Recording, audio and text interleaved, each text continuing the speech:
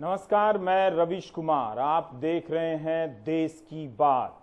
हमारे सहयोगी पिछले कई दिनों से और इस नए कार्यक्रम में भी लगातार आपको दिखा रहे थे कि किस तरह पुलिस की लाठियों के डर से लोगों ने, पैदल चलने वाले मजदूरों ने अपना रास्ता बदला है और वो नए नए रास्ते खोज रहे हैं, जोखिम उठा रहे हैं और वो रेल की पटरियों पर भी चल रहे हैं।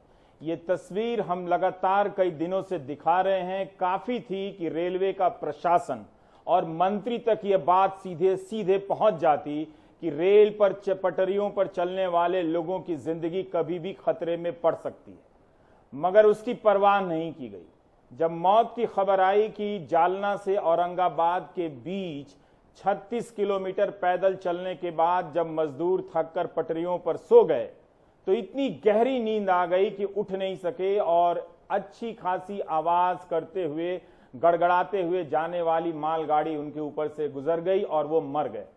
बाद में सबने ट्वीट किया और मुआवजे का ऐलान 5 लाख किया। मजदूर की जिंदगी की कीमत इतनी ही होती है।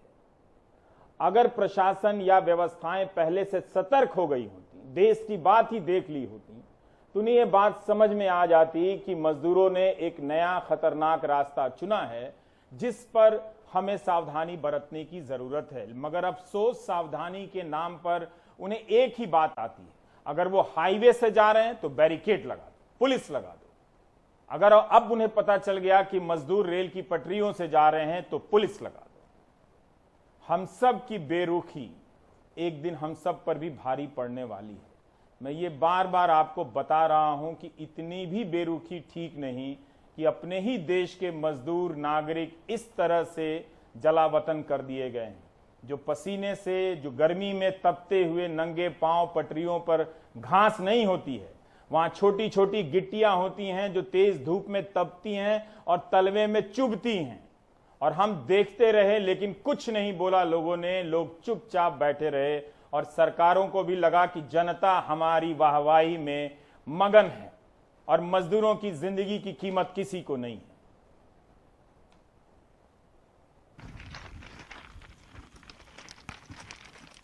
ट्रेन का तो कोई विश्वास नहीं। अब हम लोग अचानक इधर से मुंह करके चल रहे हैं, पीछे से ट्रेन आ जाएगा तो किसी को पता नहीं चलेगा। दूसरी तरफ से आप देखेंगे कि ट्रेन है वो निकल रही है।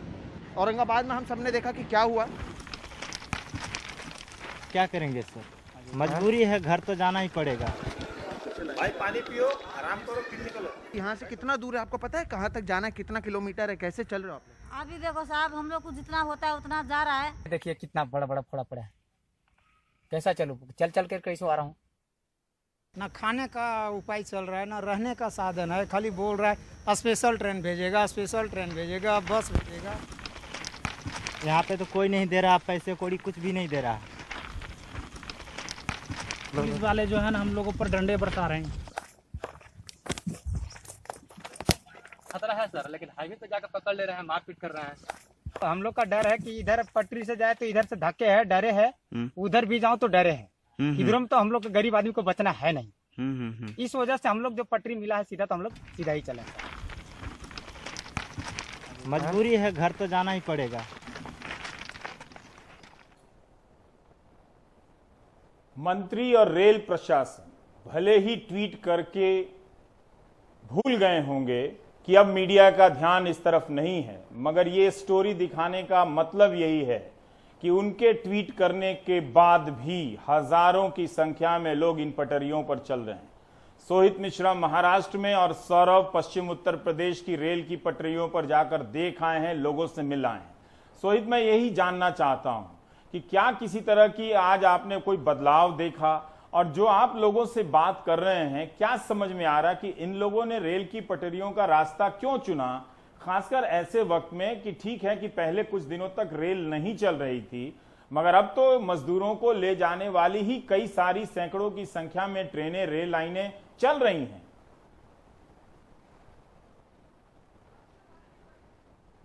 रवि जी, देखिए जो आपने सवाल पूछा कि क्या कोई बदलाव है, आप देखिए हम कल तक नासिक रोड पर, आपको मुंबई नासिक रोड पर बता रहे थे हालात कैसे हैं।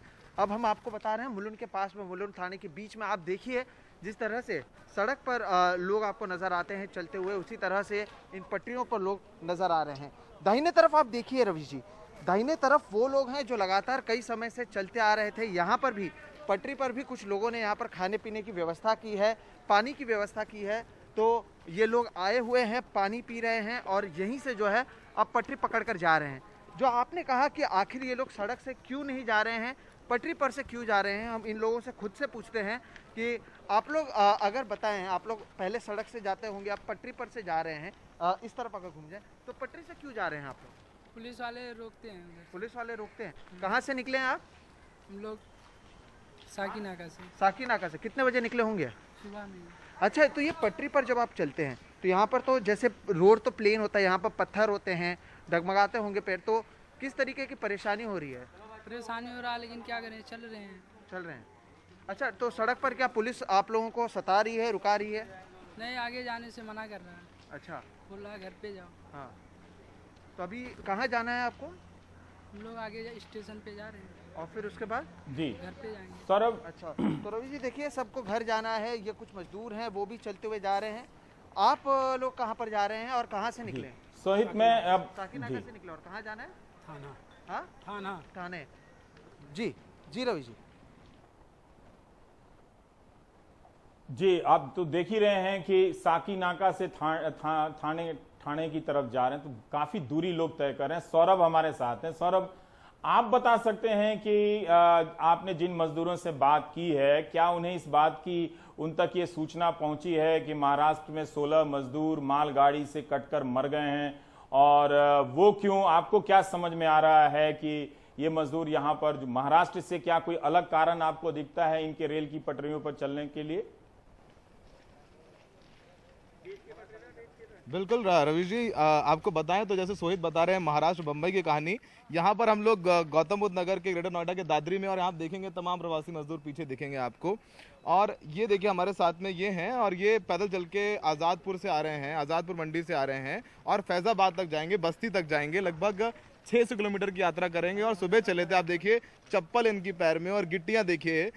इनसे पूछते हैं, ये बताइए, आपको खबर आई, न्यूज़ चैनल देखा तो खबर आई कि प्रवासी मजदूर जो है महाराष्ट्र में 11 मजदूर थे, ट्रेन के रेलवे ट्रैक पे पटरी पे, वो उनकी मौत हो गई एक्सीडेंट पे, वो भी अपने गाँव जा रहे थे। आपने खबर देखी है? नहीं खबर देखी। तो आप पटरी पर क्यों जा रहे हैं, सड़क से क्यों नहीं जा रहे हैं? सड़क पे जा रहे तो जो पुलिस वाले मार के भगा रहे हैं। पुलिस वाले मार के भगा रहे हैं। तो सरकार तो कह रही है कि पुलिस वाले सबको खाना दे रहे हैं, कह रहे हैं कि हम बसों से बस देंगे आपको घर जाने के लिए, पुलिस से कह रही है हम राशन भी दे रहे हैं। तो क्या सच्चाई है कि पुलिस लाठी मार रही है? आप बताइए क्या सच्चाई है? अभी साहब, अभी हम लोग को पुलिस वाला मारा है, इसलिए हम लोग ऐसे भाग के आए हैं। अच्छा, पहले सड़क से जा रहे थे, पुलिस ने मारा तो रेलवे पटरी पे आ गए। क्या बोला पुलिस वाले ने आपको? हम लोग भी जा रहा था, जो बैरियर नहीं यहाँ पर लगा रखा है, बैरियर लगा रखा, तो बैरियर से हम लोग भी जा रहा था। बहुत सारे पब्लिक थी, तो पब्लिक को भी जाने नहीं भी दे रहा, तो मार के भगा रहा, तो बोला आप लोग जाओ। तो आप पटरी पे आ गए आप? हाँ, तो डर नहीं लगता पटरी पे कि कोई मालगाड़ी आ जाए तो कैसे बचेंगे? नहीं, मेरा एक तो आगे से फिर मतलब है अपना देखेंगे रोड की तरफ। जी रवीश जी। सौरभ, आपने दोपहर को बताया कि आप खुद भी कई किलोमीटर पैदल चले हैं इसके किनारे मजदूरों से बात करने के लिए। आपका जूता इनके चप्पलों से कहीं बेहतर होगा, लेकिन फिर भी मैं जानना चाहता हूं कि कितनी तकलीफ हो रही थी इन पटरियों के किनारे चलना और एक पक्की सड़क पर चलने में, कितना फर्क महसूस हुआ? बिल्कुल रवीश, पैरों में चुभन हो रही है। और जूते आप देखिए, इनका पैर देखिए, चप्पल ये पहने, और मैं अपना जूता निकाल दूं तो आपको फर्क समझ में आएगा। मेरा पैर देखिए और इनका पैर देखिए, काला हो चुका है, सख्त है, एड़ियाँ पीछे से फट रही हैं। तो समझिए कि हम जूता पहने हुए तब भी जो है ये चुभ रही थी। और इनका पैर देखिए, मेरा पैर है, इनका पैर देखिए, चप्पल पहने हुए हैं, जूता है नहीं, खरीद नहीं सकते क्योंकि पैसे नहीं बचे हैं, और प्रशासन से आस नहीं है कि कोई ट्रेन चलेगी, और पुलिस जो है लाठी मार रही है। तो ये हकीकत। और यहाँ देख लीजिए, जो भी चल रहे हैं सबके पैरों में आपको चप्पल मिलेगी रवीश जी। किसी के पैर में आपको जूता एक ही आध मिल जाए तो बहुत बड़ी बात है।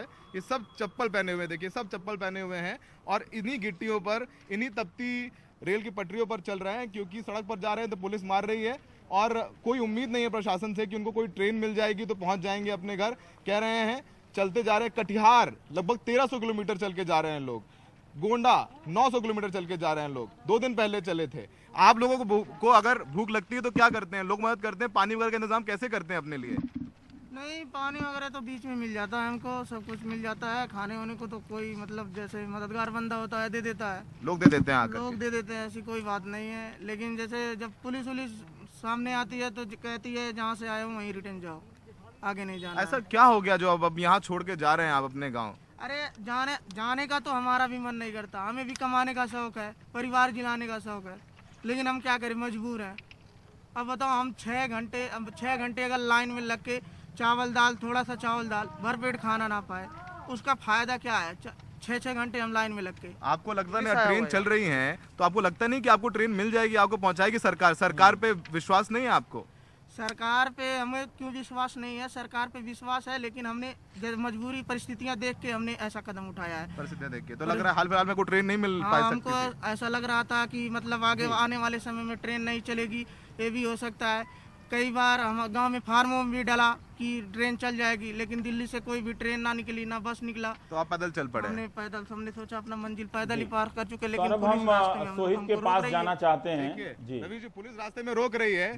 सोहित, मैं ये जानना चाह रहा हूं कि ये दुखद घटना हुई है कि 16 मजदूर मरे हैं महाराष्ट्र में मालगाड़ी से कटने के कारण, लेकिन मैं ये जानना चाहता हूं सोहित कि आपने जब मुंबई से नासिक के रास्ते में आपने कई तरह के लोगों को देखा, और भी लोग जो हैं तरह तरह से दुर्घटनाओं के शिकार हो रहे थे जिनकी तरफ किसी का ध्यान नहीं था।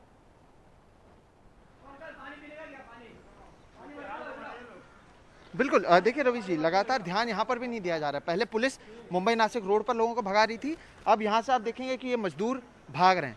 क्यों भाग रहे हैं? मेरे बाईं तरफ आप देखेंगे 2 पुलिसकर्मी लाठी लेकर अब इसी पटरी पर चलते हुए आ रहे हैं। तो अब पुलिस वालों को देखकर ये लोग आगे भाग रहे हैं, अब जाते जाएंगे जब तक कोई पुलिस वाला रोकेगा नहीं। तो वही हाल है रवि जी, आप समझिए कि वहाँ पर सड़क पर पुलिस रोकती थी, मारती थी, अब यहाँ पर पटरी पर 2 पुलिस वाले आए हैं तो लोग भाग रहे हैं। देखिए, कुछ लोग ब्रिज के ऊपर चढ़ गए।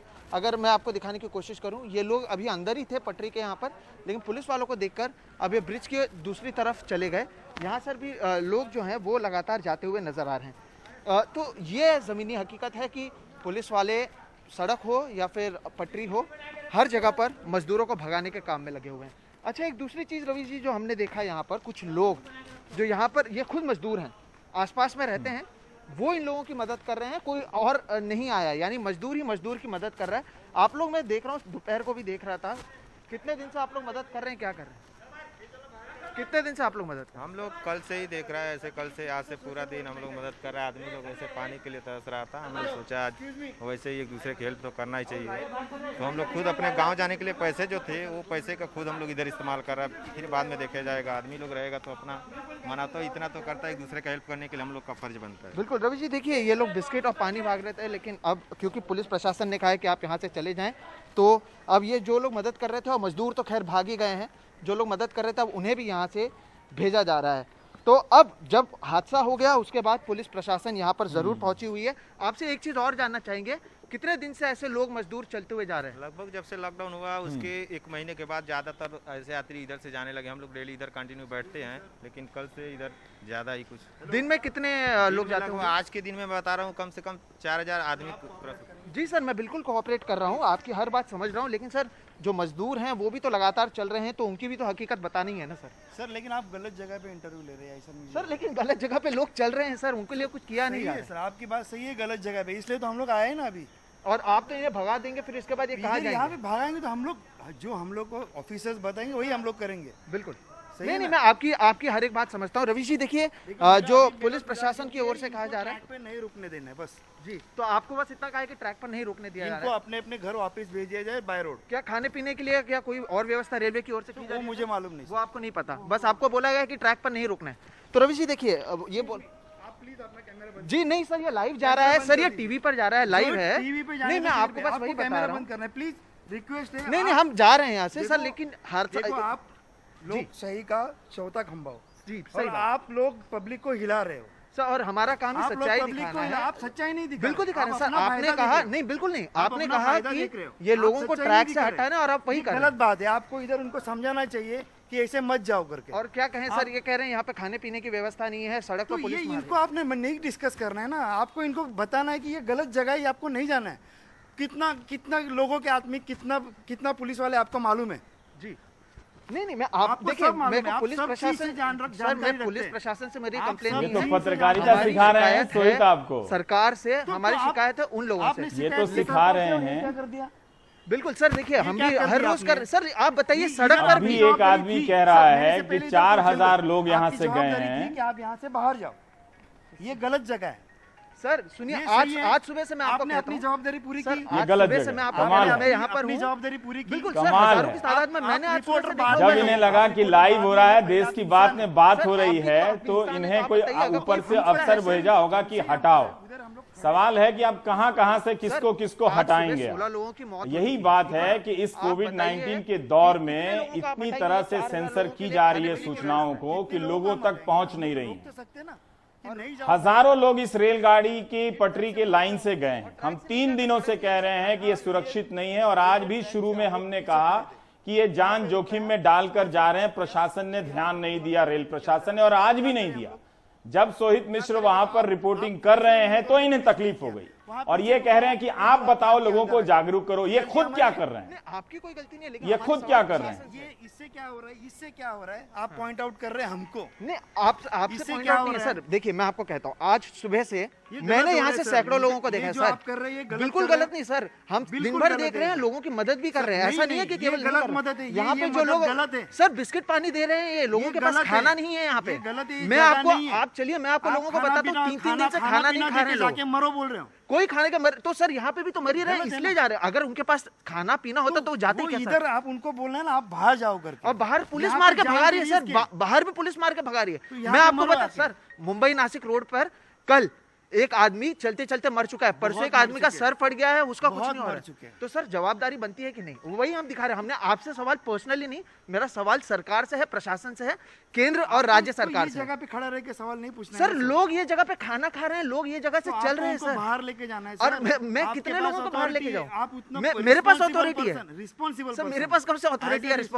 मेरा रिस्पॉन्सिबिलिटी सच्चाई दिखाना है, और सच्चाई यह है कि लोग पटरी पर चलते हुए जा रहे हैं सर। दिखाने में लोगों की जान जाने दो। कैसे जान जा रही है? वो तो लोगों की जान जा रही है सर। 16 लोग मरे, उसके बाद ये लोग खुद कह रहे हैं कि हर रोज इतने लोग जा रहे हैं सर। आप अपना जिम्मेदारी झाड़ रहे हो सर मैं जिम्मेदारी, मेरा जो है, मेरा जिम्मेदारी आईना दिखाना, और आईना ये है कि आप उस तरफ देखिए सर। जा रहे ये हो, जो इतने आप लोग जाओ, हैं, आप जाओ सर ये है ना। सुनिए, मेरा काम सच्चाई दिखाना। मैं लोगों को ना ही रुकने को कह सकता हूँ, ना ही वापस जाने को कह नहीं सकता नहीं, हूँ। आप ये गलत है सर।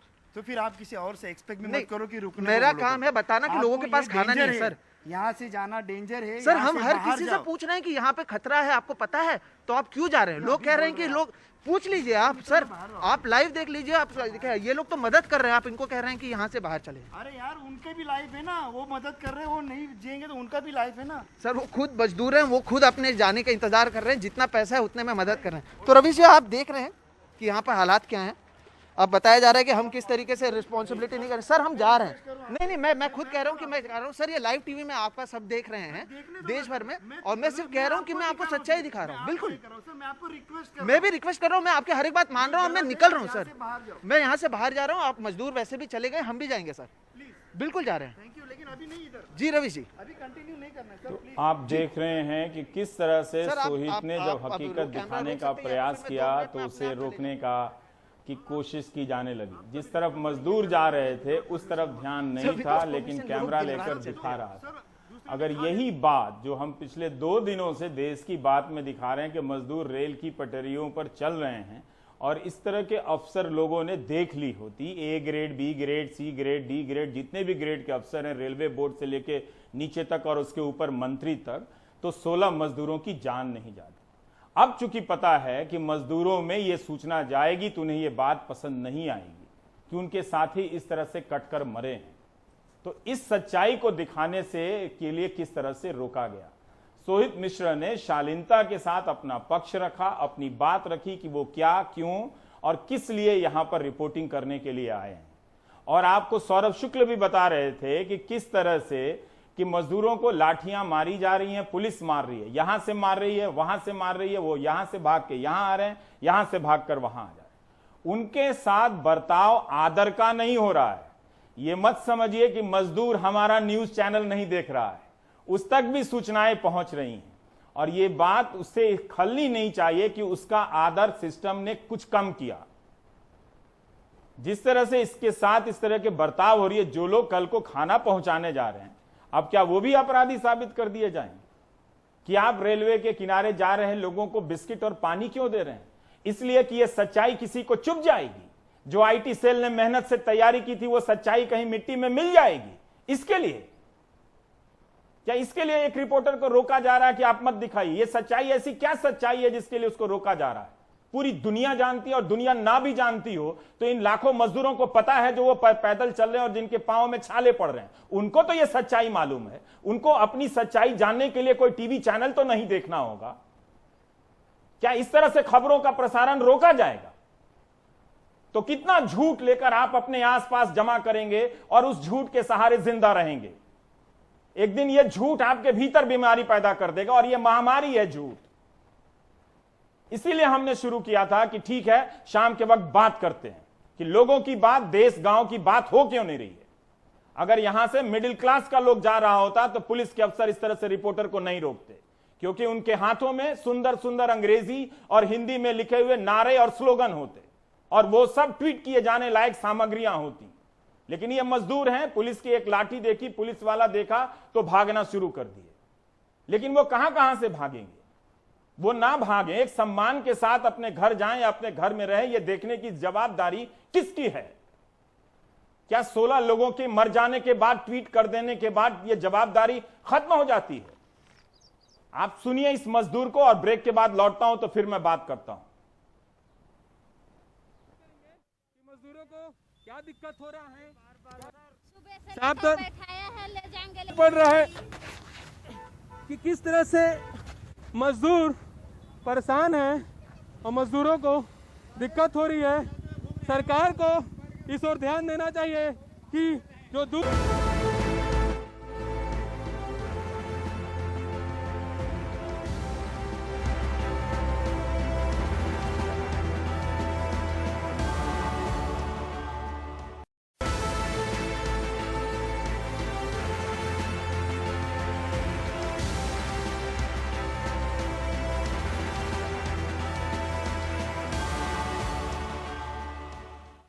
छोटे छोटे बच्चे लेकर वहाँ भी जाते, सरकार से जाते परमिशन लो, वहाँ जाते परमिशन लो। ऐसा करते करते हम पैदल चले आए, लेकिन कुछ व्यवस्था नहीं करती सरकार। वोट के लिए आ जाते, क्यों आते हैं? हमारे व्यवस्था नहीं करते, तब झूठा बयान देता है उन लोग। देश में 700 था संक्रमित, लेकिन आज हमको देखते देखते 40 या 50 हजार हो रहे हैं। लेकिन हम क्या करें? गरीबी आदमी मर रहे हैं ना, बड़े आदमी लोग क्या करेंगे? रोड में जा रहे हैं, आ रहे हैं, सिर्फ गरीबी आदमी घर में घुस रहे हैं। तो ये आपने सुनी मजदूरों की व्यथा और बेचैनियां जिसे गायब करने की कोशिश की गई। सुमेश ने छत्तीसगढ़ में कई ऐसे मजदूरों से मुलाकात की जो मजदूर अपनी गाढ़ी कमाई का 70,000 80,000 रुपए देकर ट्रक किराए पर लेकर अपने घरों की तरफ जाने के लिए मजबूर हैं। और उन्होंने एक ऐसे ट्रक में देखा कि भरे पड़े हैं मजदूर, बहुत बड़ी तादाद में। सामाजिक दूरी की बातें हवा हो चुकी हैं, उनकी सुरक्षा की किसी को परवाह नहीं है। सुमेश ने देखिए किस तरह से, कितनी मुश्किल से जाकर मजदूरों से बात की। कोरोना वायरस की वजह से पूरे देश लॉकडाउन पर है, और लॉकडाउन की वजह से मजदूरों को काफ़ी दिक्कतों का सामना करना पड़ रहा है। ये मजदूर हाईवे पे चढ़कर आ रहे हैं, कहाँ से आ रहे हैं इनसे पूछते हैं। किस तरह की दिक्कतों का सामना करना पड़ रहा है, हम भी यहाँ पर चढ़ने का प्रयास करेंगे कि मजदूरों को क्या दिक्कत हो रहा है, क्या समस्या हो रहा है, और मजदूर कहाँ से आ रहे हैं। कहाँ से आ रहे हैं आप लोग? हैदराबाद से। कब से निकले हैं आप लोग? से पहले 4 रोज हो गए आज से। तो कितने लोग हैं आप लोग इस डंपर में? यहाँ भी लगभग 150 होंगे, और बाकी छूटा है, और अभी यहाँ पर आए हुए हैं। कब निकले थे आप लोग? हाँ, कब निकले थे आप लोग? हम लोग 4 तारीख से निकले हुए हैं। क्या क्या दिक्कत हो रहा है आप लोग को? हमको बाहर सरकार पूरा व्यवस्था दे रहा है, लेकिन हमारे छत्तीसगढ़ सरकार कोई व्यवस्था नहीं दे रहा है। तो ये डंपर में ये तपती धूप है, इस धूप में और क्या दिक्कत है? अभी 1.5 घंटा हो गया, हमको ले जा नहीं रहा है। 1.5 घंटे से नीचे से बैठे रहे, 10 मिनट 15 मिनट 5 मिनट के बाद ले जाएगा बोल रहा है, तो क्यों नहीं ले जाया जा रहा है? तो यहाँ पे छोटे छोटे बच्चे भी हैं आप लोगों के साथ? बच्चे हो रहा है, तड़प रहे हैं। और क्या दिक्कत हो रहा है? सभी चीज का दिक्कत हो रहा है।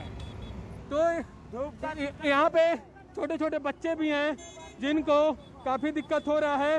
करीबन 1.5 घंटे से बच्चे इस हाईवे में बैठे हुए हैं, जिनको अपने घर जाना है, उनको काफ़ी दिक्कतों का सामना करना पड़ रहा है कि किस तरह से मजदूर परेशान हैं और मजदूरों को दिक्कत हो रही है। सरकार को इस ओर ध्यान देना चाहिए कि जो दूर से मजदूर आ रहे हैं उनको ले जाने के लिए व्यवस्था करनी चाहिए। आपको एक बार फिर दिखाना चाहूँगा, इसी हाईवे में मजदूर छत्तीसगढ़ पहुँचे हैं। कहाँ से आ रहे हैं आप लोग? हैदराबाद से आ रहे हैं। कब निकले थे आप लोग? हम लोग सर परसों निकले हैं। परसों निकले थे। खाना खाया आप लोगों ने? कहीं कहीं खाना मिला हम लोग का, और कहीं नहीं मिल रहा है।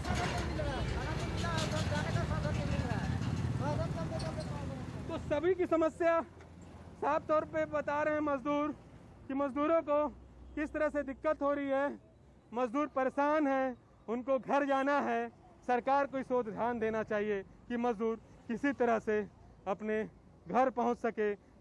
रायपुर से सोमेश पटेल, एनडीटीवी इंडिया के लिए। और हमारे साथ अनुराग द्वारी हैं। अनुराग, ये एक तस्वीर हम देख रहे हैं कि हर राज्य कई राज्यों से आने वाले मजदूरों का एक हब बना हुआ है, जिस तरह से सोमेश जहां पर हैं।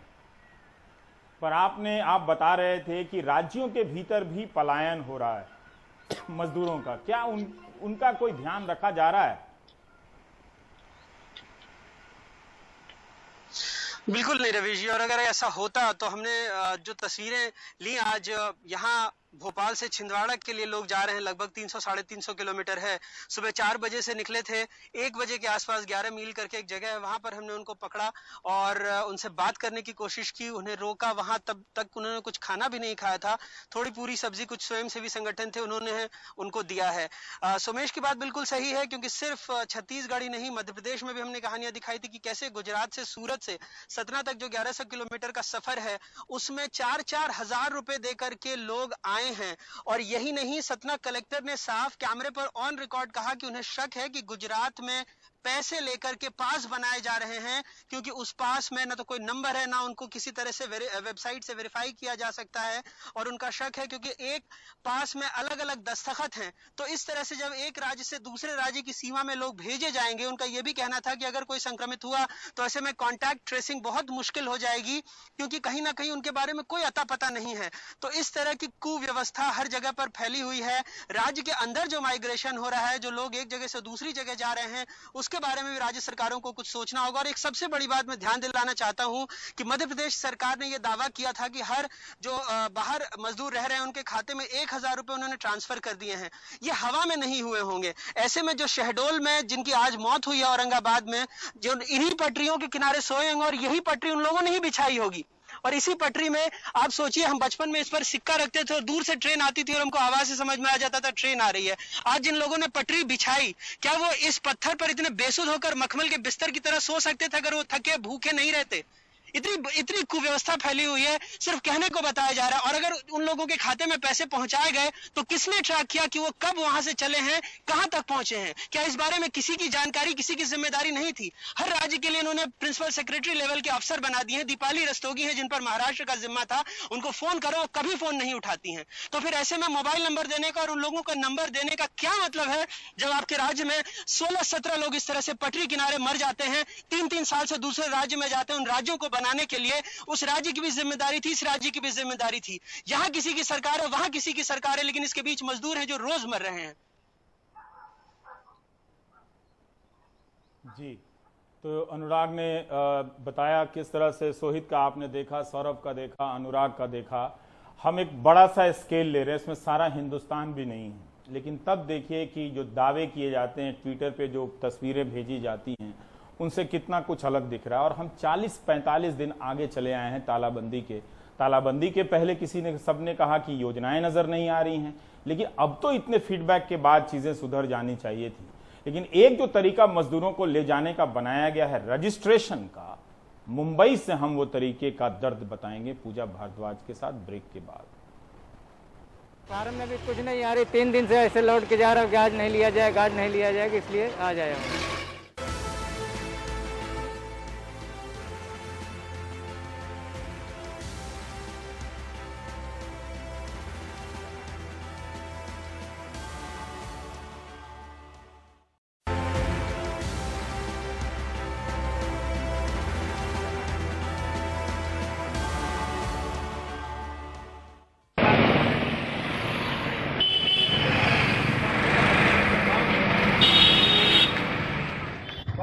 क्या करते चलो बाद में आ जाओ 4 दिन के बाद। अपने अपने रूम में जाके काम पे लग जाओ, लिस्ट टाइप करो, डॉक्टर का मेडिकल करो, बस का बुकिंग करो।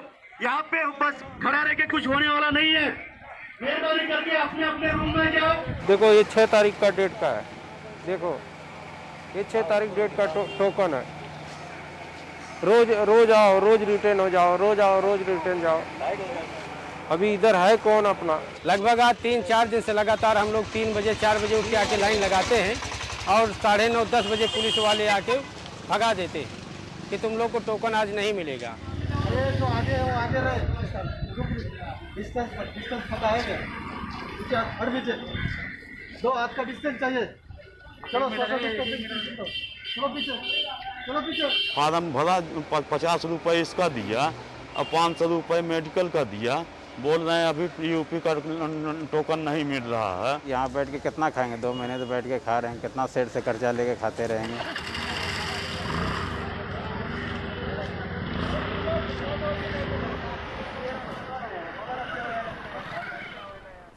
तो हम आपको दिखाना चाहते हैं कि मजदूरों के स्वाभिमान के साथ, उसके आत्मसम्मान के साथ क्या क्या हो रहा है। वो किस तरह के धक्के खा रहा है। वो पटरियों पर मर जा रहा है, सड़क पर चलते चलते गिर जा रहा है और अपना गांव पहुंचने के लिए उसके लिए नौकरशाही ने एक नई नौकरशाही बनाई है, वो है रजिस्ट्रेशन की। तरह तरह के फॉर्म अचानक उससे भरे जाने लगे हैं। सारी प्रक्रियाएं इतनी जटिल हैं और अगर बनानी ही थी और बनाई भी गई तो कम से कम इतने अधिकारी या कर्मचारी बिठाए गए होते कि जिससे ये प्रक्रियाएं कम समय में पूरी की जाती। घंटों लग रहे हैं लोगों को फॉर्म भरने में, नाम पता देने में, तमाम तरह की औपचारिकताएं पूरी करने में। पूजा हमारे साथ हैं, वो भी रेड जोन में घिर गई हैं। लेकिन पूजा, हम ये जानना चाहते हैं कि ये जो सारी प्रक्रिया है मजदूरों को, वो किस तरह से प्रभावित कर रही है, क्योंकि इतने जगह से मैं सुन रहा हूं कि रजिस्ट्रेशन रजिस्ट्रेशन रजिस्ट्रेशन, लेकिन कहीं इसकी खुलकर बात नहीं हो रही है, ना दिखाई दे रही है ये तस्वीर कि मजदूरों को इस रजिस्ट्रेशन की प्रक्रिया से गुजरने के लिए क्या क्या करना पड़ रहा है। जी बिल्कुल रवि जी, सबसे बड़ी मुश्किल ये है, अगर आप वो हिस्सा भी वो ब्रीद हो पाता जहां हम सुनाते कि किस तरह से पुलिस कह रही है मजदूरों को कि आपको जो फॉर्म दिया जा रहा है वो पीडीएफ फाइल है, आपको आपके मोबाइल पर भेजा जाएगा। दूसरी बात यह है कि आपको अंग्रेजी में ये फॉर्म भरना है और आपको 30 लोगों को इकट्ठा करना है एक जिले से। तो आप समझें कि अगर कहा जा रहा है कि आपको सोशल डिस्टेंसिंग मेंटेन करना है तो वो अपने जिले के 30 लोगों को कैसे ढूंढें, अंग्रेजी में फॉर्म कैसे भरें। उसके बाद उनको कहा गया है कि रजिस्टर्ड डॉक्टर से आप मेडिकल सर्टिफिकेट लेकर आइए, तो वो भी अपने आप एक बड़ी समस्या है। कई लोग शिकायत कर रहे थे कि मनमानी फीस कई डॉक्टर्स यहां पर ले रहे हैं। ऐसे लोगों की मदद जो है वो वहां पे वॉलंटियर्स कर रहे हैं। सैकड़ों की संख्या में यहाँ पे वॉलंटियर्स हैं जो दिन रात इनके फॉर्म भर रहे हैं। उसके बाद आप जो समस्या देखें वो ये है कि टोकन बड़ी मुश्किल से इन्हें मिल पाता है। फॉर्म भरने के बाद, मेडिकल सर्टिफिकेट लेने के बाद लंबी कतार में सुबह से ये खड़े रहते हैं 2 से 3 बजे, जैसा कि ये कह रहे थे, अभी हमने सुनाया लोगों को, और उसके बाद इनको भगा दिया जाता है। बड़ी संख्या यूपी और बिहार के मजदूरों की है और जो खासतौर से यूपी के जो मजदूर हैं उनकी शिकायत ये है कि हमारे फॉर्म लिए नहीं जा रहे हैं। हालांकि जो डीसीपी नियति दवे हैं उनका कहना है कि बीच में ये प्रक्रिया रुकी थी यूपी सरकार की तरफ से कुछ सख्त निर्देश के बाद, लेकिन अब फॉर्म लिए जा रहे हैं। लेकिन अब जाके जानकारी कुछ समय पहले हमारे पास आई है कि जो 3 इलाके हैं उत्तर प्रदेश के, अमेठी, रायबरेली और गोंडा, सिर्फ यहाँ के फॉर्म्स लिए जा रहे हैं, बाकी उत्तर प्रदेश के लोगों के नहीं लिए जा रहे हैं। तो आप इनकी मुश्किल ये है कि इनका धंधा पानी बंद है, खाना इनके पास है नहीं। एक घर में जहां पे ये 10 बाय 10 के कमरे में 10 से 12 लोग रह रहे हैं, क्योंकि इनकी मुश्किल ये है कि इनको किराया भी बांटना होता है, इसलिए एक कमरे में ज्यादा से ज्यादा लोग रहते हैं। वैसे घर में इनको 24 घंटे बंद रहना है, खाना नहीं है।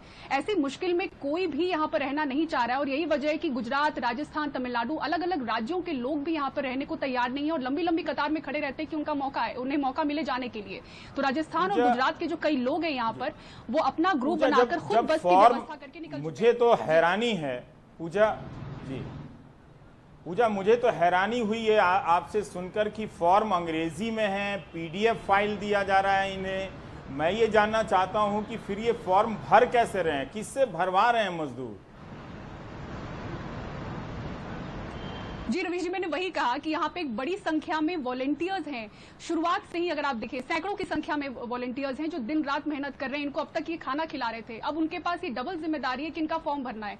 तो वो भी हमने रिपोर्ट कुछ दिन पहले फाइल की थी, क्योंकि 2 मई को ये अनाउंस किया गया था इन लोगों को कि ये प्रक्रिया है, इस तरह से आपको PDF फाइल हम आपके मोबाइल पे भेजेंगे, ये हमारा नंबर है। पुलिस ने वहां पे अपना नंबर अनाउंस किया। जो पूरा धारावी है वो 2 जुरिस्डिक्शन में बटा हुआ है। शाहू नगर पुलिस स्टेशन के अंडर एक जुरिस्डिक्शन आता है और दूसरा है धारावी पुलिस स्टेशन। तो दोनों तरफ के पुलिस स्टेशनों की तरफ से नंबर उनको दिए गए, मोबाइल के जरिए PDF फाइल उनको भेजा गया है। और कई जगह पे जो मैनुअली लोग ले रहे हैं उसके लिए ऐसी भी शिकायत है कि पैसे देके फॉर्म मिले हैं उनको। तो ये दूसरी शिकायत हो गई। उसके बाद जो अंग्रेजी में भरने की वजह बताई गई है, उनको कहा गया है कि बहुत सारे ऐसे राज्य हैं जहां पर हिंदी उनको समझ नहीं आएगा, तो आप सब लोग अंग्रेजी में भरिए। तो ये बहुत ही बड़ी अड़चन थी जिसपे हमने तफसील से रिपोर्ट की थी और वॉलंटियर्स इनको हेल्प कर रहे हैं। वॉलंटियर्स की मदद से ये आगे बढ़ रहे हैं। कि मजदूरों को मैं हैरान हूं कि मजदूरों को अंग्रेजी में फॉर्म भरने के लिए कहा गया है। इस देश की सतही राजनीति जब नौटंकी करती है तो हिंदी को अपना मोहरा बनाती है, और जब मजदूरों के साथ भेदभाव करना होता है तो अंग्रेजी में PDF फाइल बनाती है। एक दिन मजदूर जान जाएंगे कि ऐसे वक्त में जब उनकी जेब में पैसे नहीं थे और पेट में अनाज, तो सरकार उनके लिए अंग्रेजी में PDF फाइल बनवा रही थी।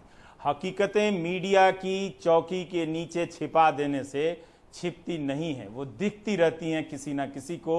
ब्रेक के बाद हम बात करेंगे कि कैसे लघु व मध्यम उद्योग से संबंधित करोड़ों कर्मचारियों के घर अप्रैल की सैलरी नहीं पहुंचेगी। हिमांशु शेखर से हम बात करेंगे।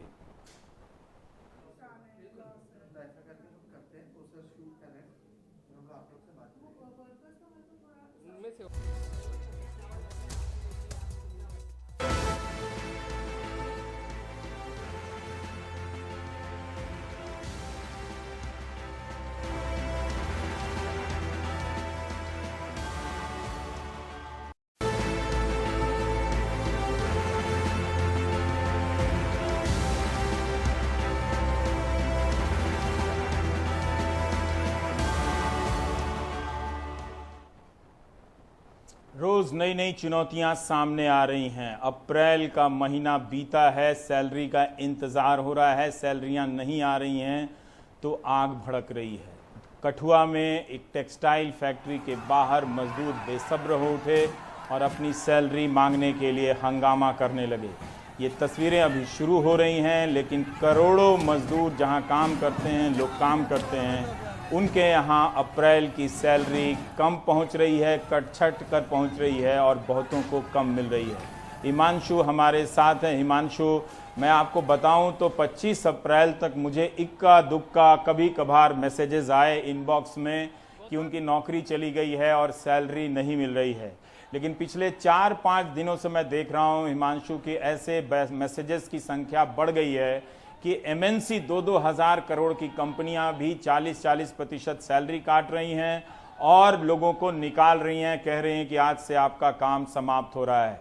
ये बेरोजगारी, सरकार कहती है सबको प्रधानमंत्री की बात याद है, अपील याद है कि संवेदनशीलता दिखाएं, सैलरी ना काटें, पूरी सैलरी दें, लेकिन जमीन पर वो दिखाई दे रही है क्या?